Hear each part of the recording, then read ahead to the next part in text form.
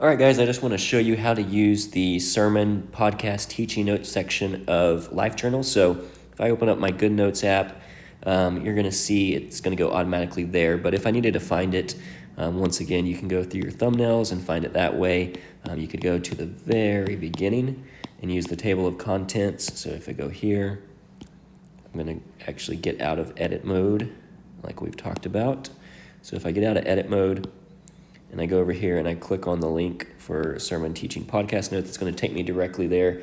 And then I want to use my bookmarks up here in the left-hand corner to navigate. So with that being said, for example, if I were to go back here, click on favorites, you can see how I have a page 872 is easy to find because I have it bookmarked.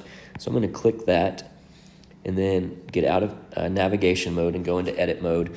And now you can see, if I grab my magnifying glass, let's say it's a podcast that I watched or listened to.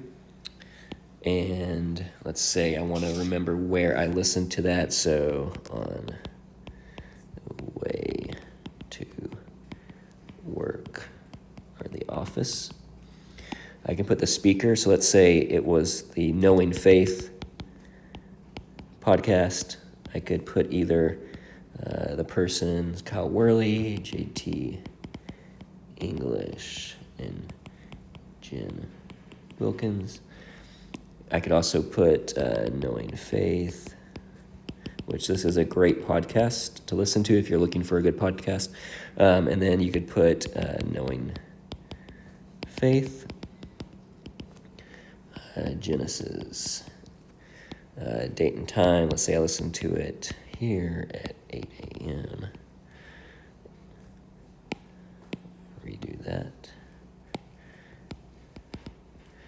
And then I can start taking notes. So once again, you can use all the different tools. You can highlight things.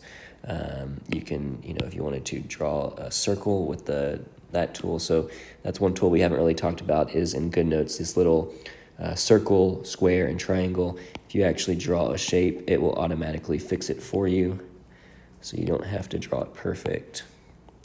If I can draw a square, it's going to automatically do a circle. So anyway, you can do all those different shapes. If we go ahead and clear this out, you can use the erase tool, make it a little bit bigger so it clears it out faster. But then you can go in here and take notes on the podcast. So, but that is what this is meant to be. So as soon as I finish this section of taking notes, then I would simply turn off the bookmark, go back into navigation mode, move it over, and now I would bookmark this page. So whenever I come back to this notes section in my favorites, it's got a clean slate ready to go. But I can also easily go back and look at my previous sections, or even go here and go to thumbnails, and then I could easily scroll through these as well. So that's real quick how the sermon teaching podcast section works. And this is really meant to be used with any type of sermon teaching podcast. Maybe you're in a discipleship group or a small group and you want to take some notes. So anyway, that is the notes section. Thanks so much.